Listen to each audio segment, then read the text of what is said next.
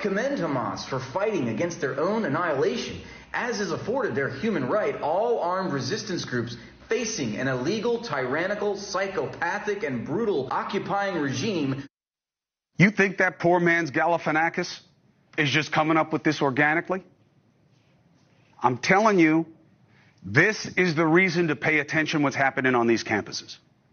They are proof of a hidden hand that is the new weapon for our enemies. Terrorists that absolutely hate what America represents. And they have found our weakness. They will never beat us on the ground. Never. They will never beat us in the water. They will never beat us in the sky. But they can beat us on the internet. And we're seeing it more and more. They are tearing us apart. And they are getting some of the most educated people in our society to believe some of the most ignorant things. Now, remember what I'm telling you. I'm not saying it's wrong to complain that there's so many people dying, I argue to you, needlessly in Gaza. That's true. It has to stop. The problem is how. You got to condemn Hamas. As is afforded their human right, all armed resistance groups facing an illegal, occupying regime. You think that poor man's Galifianakis is just coming up with this organically? Yes, I didn't organically come up with this. It's only expressed in UN Resolution 242, which has been voted on for every year since 1967, in which the entire world unanimously condemns Israel and urges Israel to withdraw its armed forces from the occupied territories, and emphasizes the inadmissibility of the acquisition of territory by war, which is what Israel did in 1967. According to the International Committee for the Red Cross, which administers the Geneva Conventions of 1949, taken directly from their website, organized resistance movements and genuine national liberation movements may resist the occupation. Once again, in accordance with international humanitarian law, wars of national liberation have been expressly embraced through the adoption of Additional Protocol 1 to the Geneva Conventions of 1949 as a protected and essential right of occupied people everywhere. Again, Resolution 3314 of the United Nations General Assembly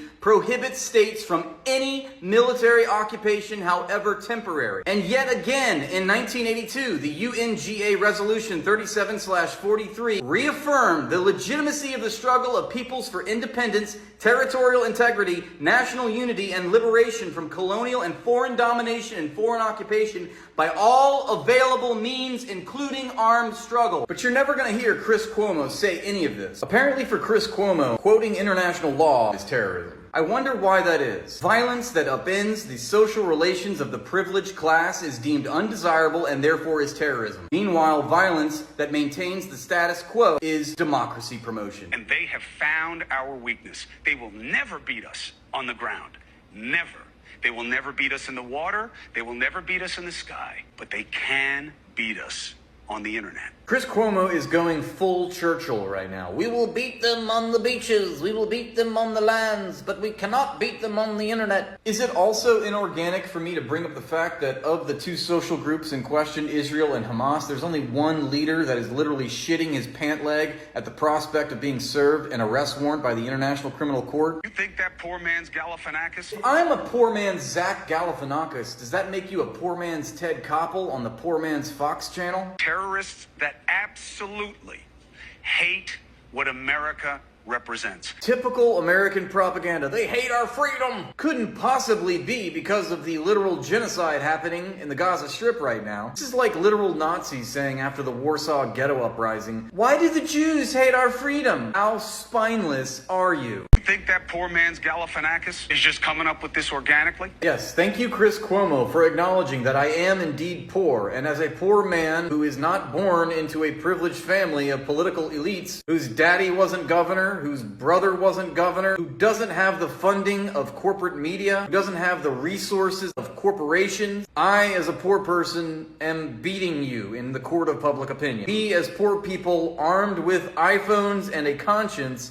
are beating you in your information war. Why? Because we are literally just standing against a genocide. It's actually pathetic that you have all of the resources, you have a monopoly on the news, and yet you're still losing. to independent, non-funded TikTok content creators. What a joke. How pathetic are you? We live in a world where something like 5 corporations control everything that we see, hear, or read, and you're still losing. Oh, that's right, because most young people actually have a spine and a conscience, unlike you. Nixon ordered Cambodian genocide. Clinton sent cruise missiles to Sudan, people died. Obama gave the orders to do drone strikes. Reagan invaded Nicaragua in '85.